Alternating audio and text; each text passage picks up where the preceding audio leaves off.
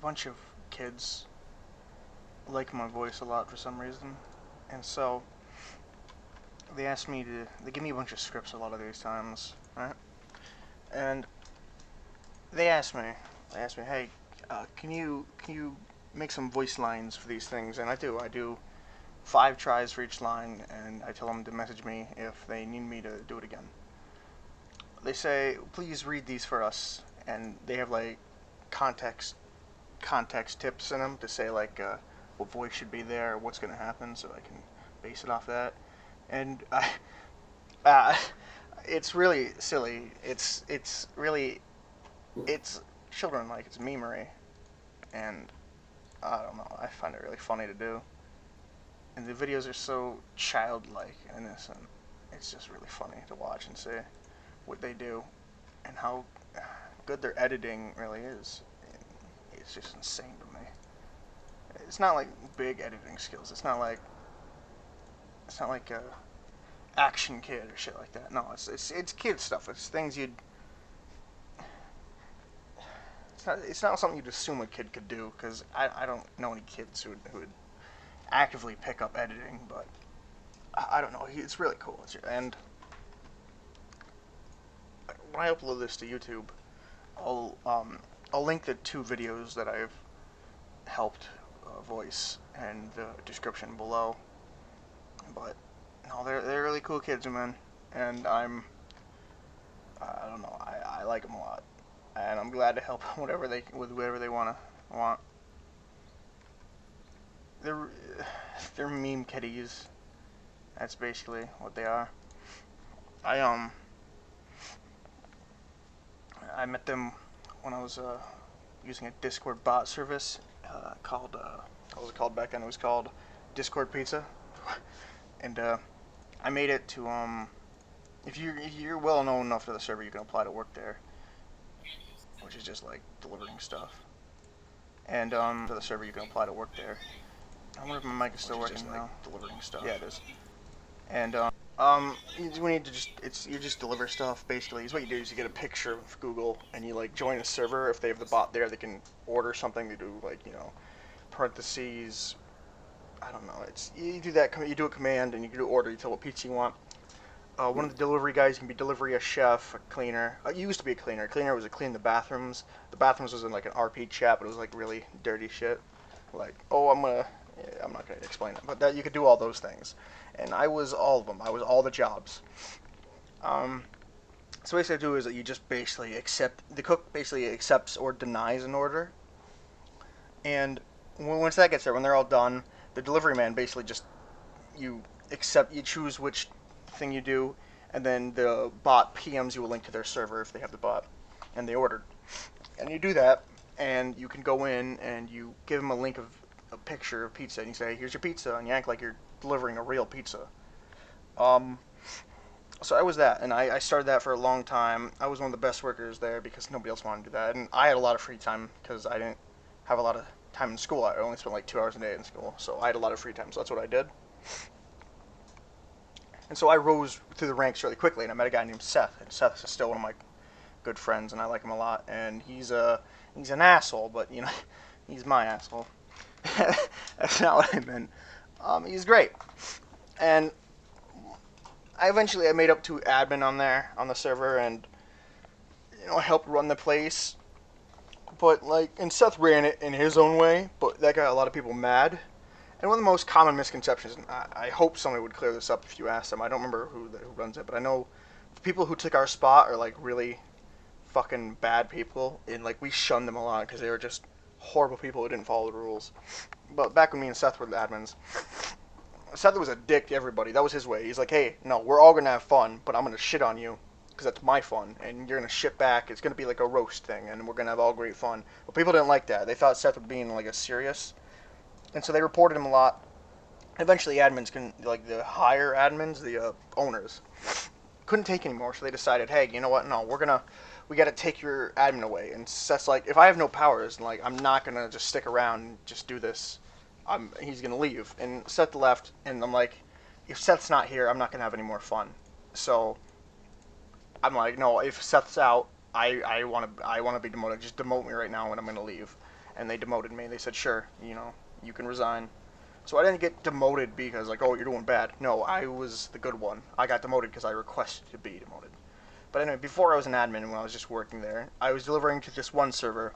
It was like one of these guys' servers, and I delivered, and when I was done, somebody else came back and said, hey, I got a delivery from the server, and it was just filled with fucking memes. And I'm like, oh my god, are you serious? He's like, yeah, it just filled with these really kid SpongeBob memes.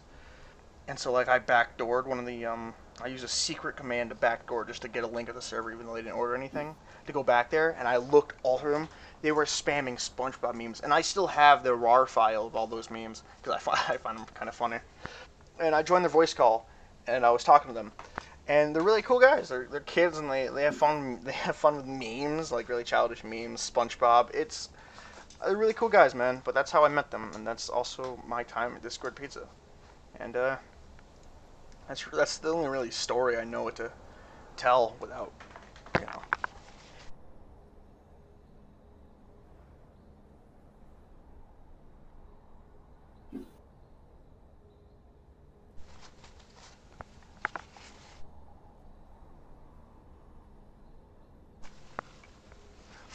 It is 3 o'clock, 3:04 a.m., January 1st, 2018. Happy New Year to anyone watching, if anyone's actually watching.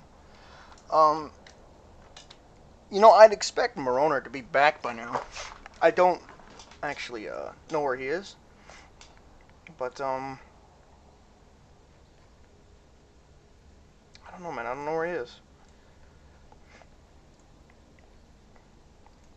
What other story can I tell? I don't. Let me drink some water.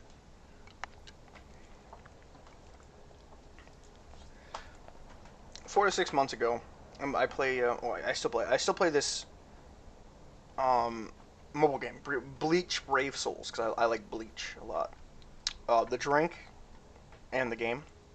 I like Bleach a lot. And the anime, and I play that. I play Bleach Brave Souls, which is the mobile game, and I've been playing a while, and I'm like, man, they got to release Bankai Kenpachi one of these days. They got to do it. And on like the 8th, I think it was like 8/12. Let me check, because I wrote this down because I like sent it to a friend. I bragged to him about it. It was on let me keep scrolling up here. Jeez, we talked a lot. It was on the 2nd. It was on September, I think. September, October, November, December. No, maybe not. When is 8? January, February, March, April, May, June, July, August. It was on August, my bad. August 2nd, 2017, they released the Thousand Year Blood arc characters, Part 1, which was Sajin Kobanmera, like human form. It was Byako Yakuchiki and Toshiro Hitsugaya. And Shisui.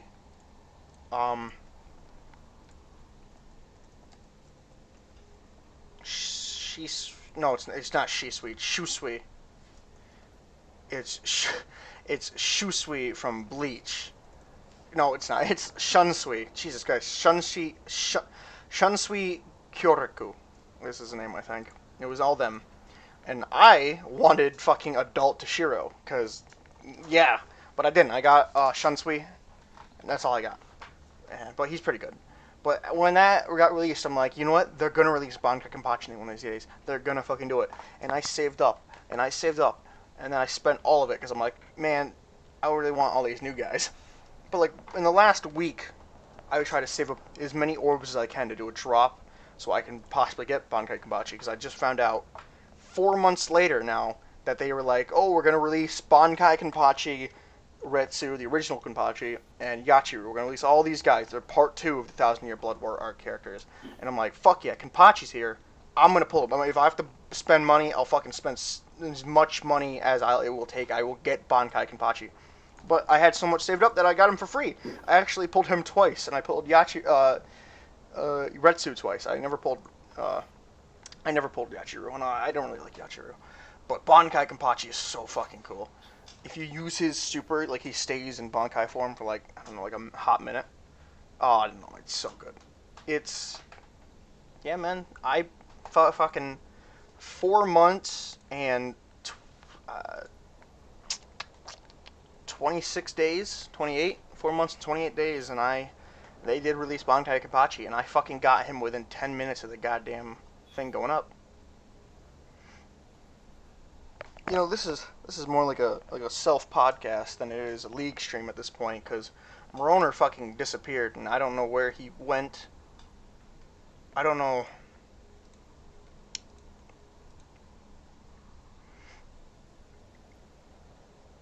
I don't know what else to say. I guess we gotta have another story time. What am I gonna be a story about?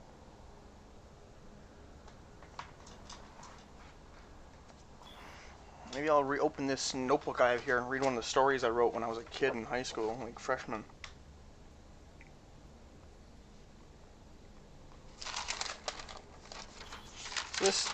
Fuck it. I'll read what I wrote down when I was a freshman. I started writing stories when I had a little bit of time left, because like there was a ton of time when I got finished doing something and between like the next class and next assignment, so I usually just wrote like stories and drafts and shit, but like I've never gotten far as to finish one.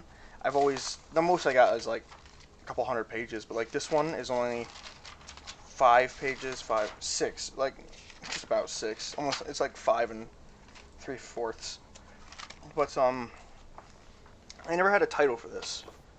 I just wrote it down when I was bored and just see where it went, and it just never.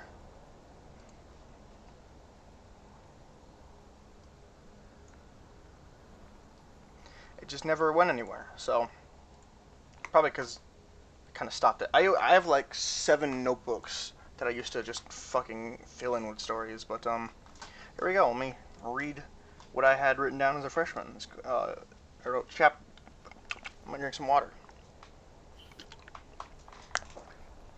It's called Chapter 1, The Alley. That's the... Light-hearted chuckling was all that could be heard in the dark alleyway. A man was standing there. He had purplish-whitish hair.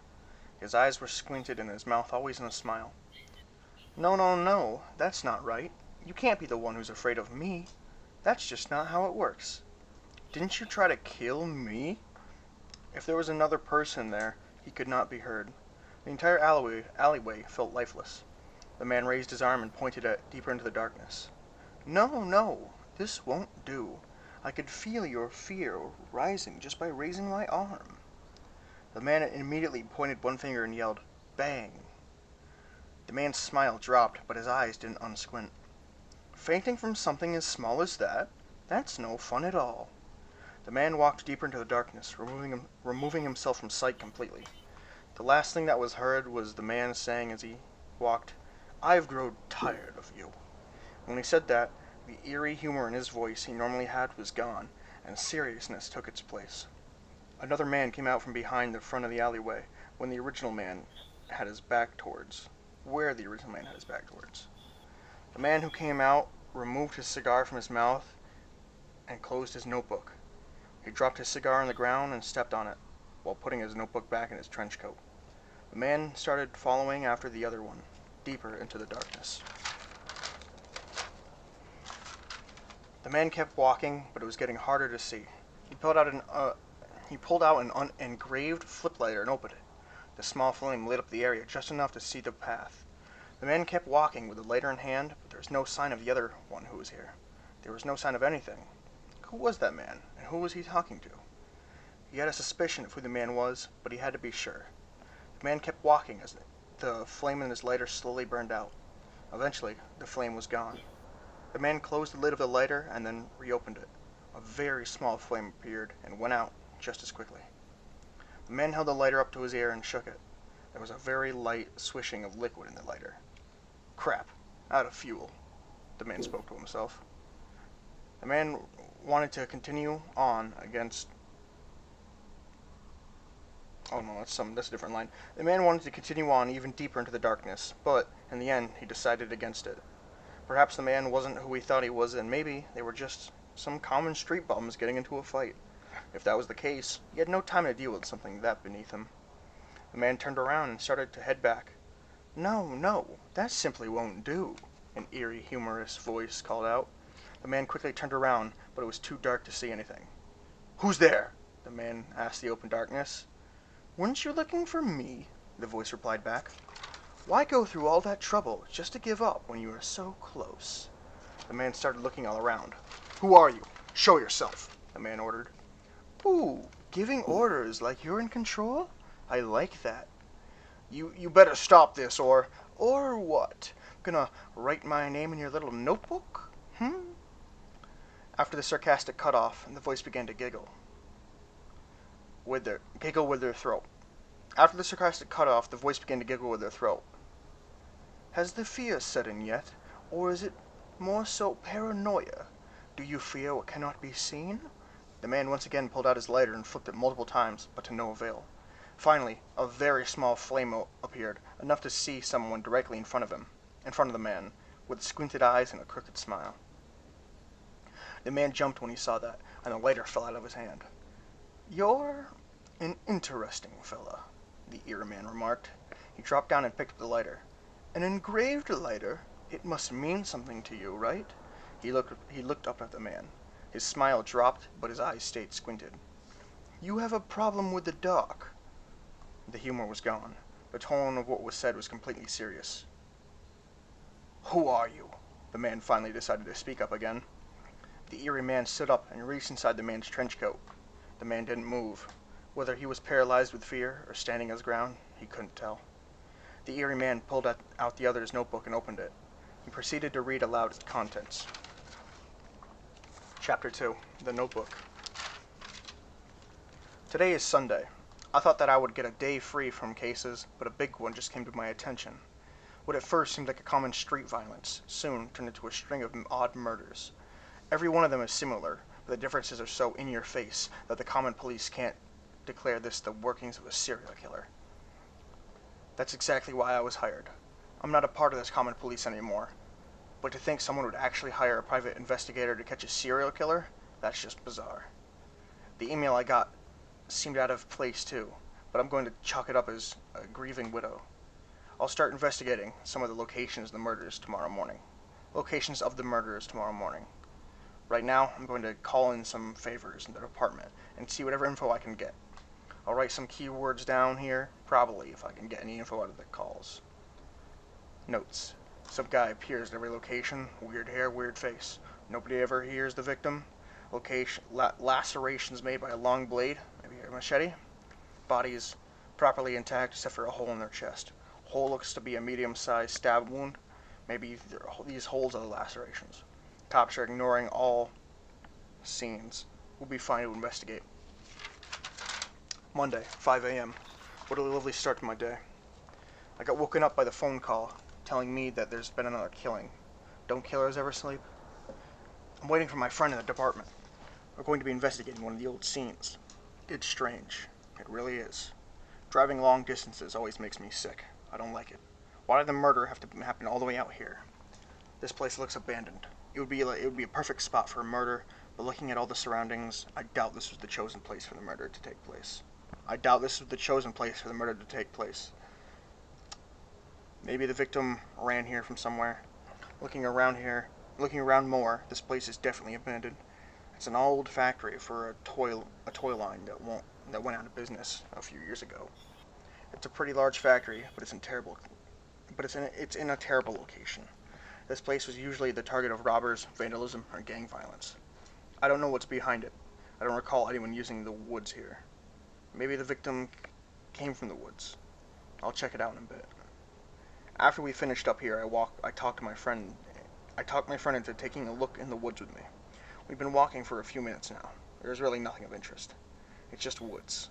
We're going to keep walking, though. This is really the only lead we have here. When I get bored of stories, my handwriting gets really bad. Like, this is what happened, because my handwriting, gets worse the more I read this. This is the last page, too. After walking some more, we came across a footprint that's been dried up for some time. It appears that someone was running away and stepped in some mud. I'll have to ask about the condition of the victim's shoes when they found him. For now, it seems my theory about the victim running from some place might actually hold some weight. I'm going to go off in the opposite direction of the footprint. I've been walking for a long time now, but it's all paid off. The woods came to an end, and standing right here is a very old and abandoned parking lot. I'm sure this was used for a drive-in theater. Looking around, this would be such a good spot for a murder. It would take months before anyone found this place, and considering nobody was really looking to begin with, it might have taken even longer. This place looks like it would really get really dark at night. The long stretch of woods assures, oh my God, man, the long stretch of woods assures that nothing would be heard. And that's all I had written down for that one.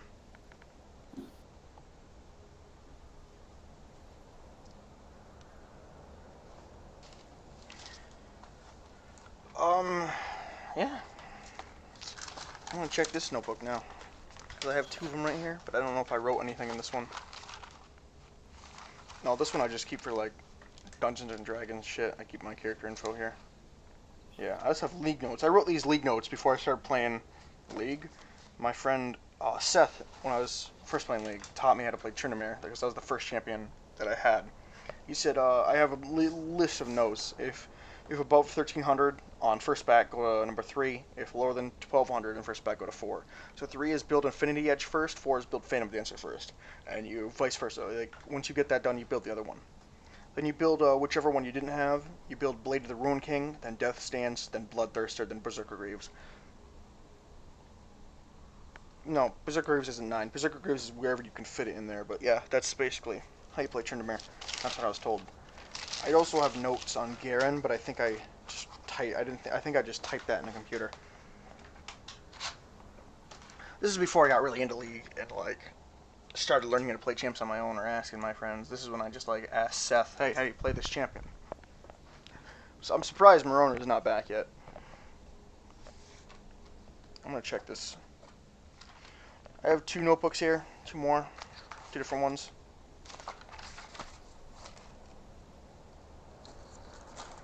I'm gonna read this one. This one also doesn't have a title, but this one is pretty long. This one is 20, 25, 27. This one is 27 and like 1/4 of the way of pages. 27 and 1/4 pages. So I'll start reading this one. Here we go. Chapter 1, Family Affairs. Walking down the dark road in the middle of the daylight is no easy task. Thieves, murderers, rapists, all waiting for a chance to strike. Everybody tries to avoid going down that way, but some cannot help it. Most farms are somewhere on that path, so many people are forced to go. One person's life will forever change by walking down that path. That person is known as Asher. Asher was a squire who deserted. He didn't very much like his liege lord. Asher's father was a farmer, to which Asher was going to see. While walking alone the dark road, Asher spotted many thieves, one of which was robbing a man. Asher was no guardian. He would not risk his life for someone he didn't even know. He was smarter than that. Asher made it to the farm. He was just around the corner. Asher smirked a bit, until he heard screams coming from the farm. Asher runs closer to the farm to see 3 people killing Asher's family. Asher slowly walks up to them. One of the men noticed Asher and say, "Move along, boy. There's nothing for you here." Asher looked straight at the man and replied, "I'm going to kill you." The man laughed. "What, you? You're a pig farmer," the man said. Asher put his hand behind his back to grab his hatchet. "A pig farmer? No, that's where you're wrong," Asher replied. Asher quickly swung his hatchet at the man's neck. The man dodged to the right and punched Asher in the face. Asher moved his jaw a bit before yelling, "What, that all you got?" The man replied, "Don't count on it." By this time, the other 2 men stopped what they were doing and focused on Asher. One man lifted his spear and charged at Asher. Asher didn't move, didn't even flinch. The man continued to charge. Asher grabbed the man's spear inches away from his head and chopped half of it off with his hatchet. Asher then grabbed the man's neck and with an overhand chop hit the man's head with the hatchet. Asher ripped the hatchet out of the man's skull. The man was dead. 2 men remained, and Asher, who was covered with blood, looked at them and said, "And I thought today was going to be boring." The man who had punched Asher stepped back as the other guy drew his sword. The guy stood in place, waiting. Asher also didn't move. Asher moved over to the dead guy and removed his sword from his back. Asher, now holding a dead guy's sword, put his hatchet away. Asher walked slowly to the man with a sword drawn. Asher met with the man inches away from each other's face. The man swung first, but Asher dodged. The man swung first, but Asher dodged the swipe and punched the man in the face. Dazed, the man drops his sword. Asher then sweeps the man's legs. Asher points his blade to the man's throat. The man told Asher, "If you want to prove your strength, let me have my sword. Don't slaughter me in cold blood." Asher backed away and rested his sword. The man got up, picked up his sword, and said to Asher, "Well, at least you have honor. I'll remember that when I'm ripping your head from your shoulders." The man charged at Asher, whom simply stepped to the side. Asher sliced the knee of the turned man, who then fell to his knees. Asher walked in front of the kneeling man. "Who are you?" the man asked. "Asher," he replied. The man spit at Asher. "Fuck you, Asher," he said. Asher then rammed his blade deep in the man's throat. Asher kept ramming the blade until it reached the hilt. Asher then let go of the sword, leaving it in the man's neck. The man who had punched Asher just watched both of his men get slain before him.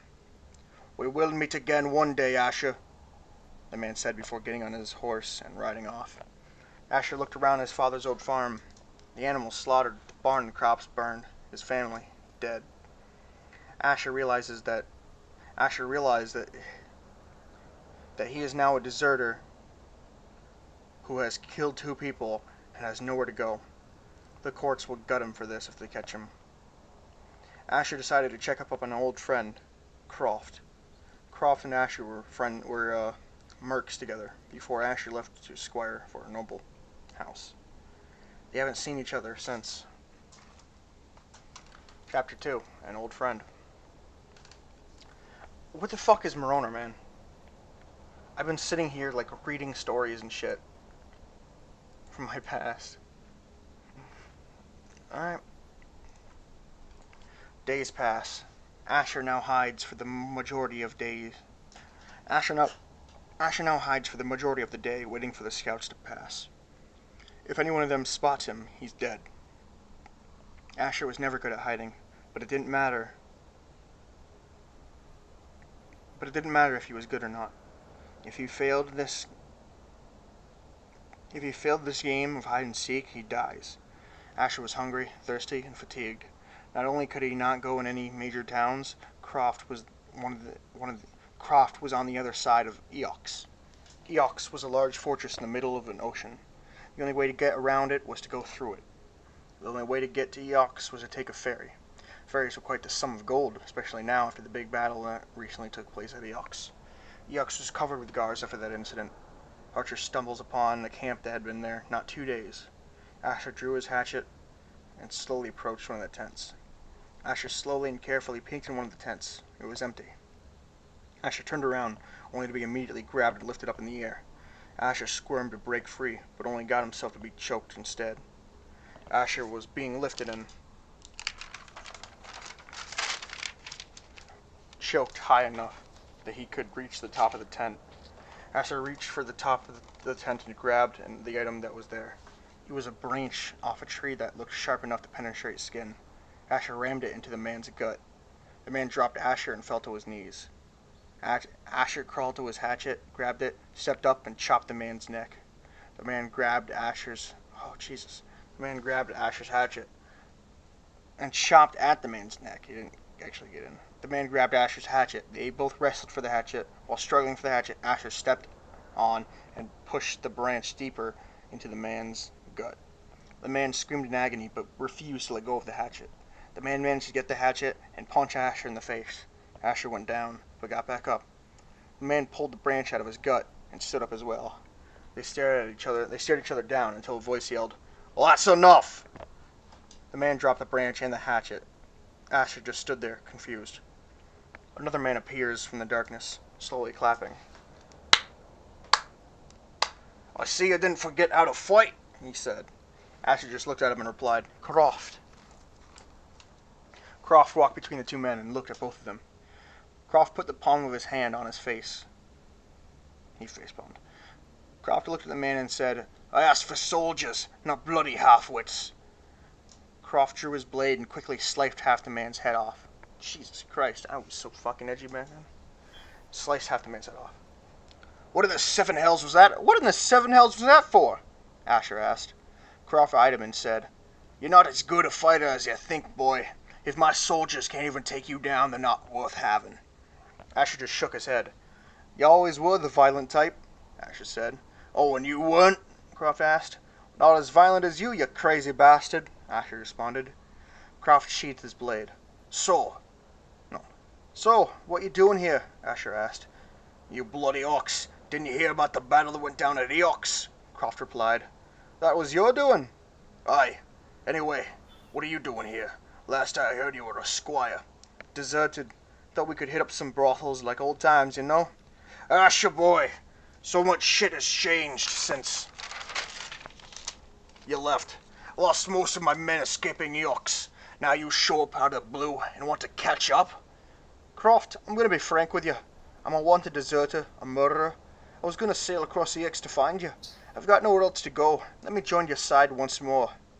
Croft sighs. He looks at Asher. He tells him, Asher, if you want to fight with me again, you can't get your old position back like that. Asher nods. You there? Yes. Sorry about that. I had the stream still running, so I ended up reading stories that I wrote when I was a kid. Just so Fireworks kept going forever. I'll put the story away. Maybe we'll catch up one time with the story. Maybe we won't. Oh, sure. I asked you to read a story to my dog while I run in to the store, and you can't do it. I mean, I could do it, but I didn't want to get up and get my notebooks, man. And so I didn't want to leave the stream with nothing, so I was just telling stories that I wrote when I was in high school.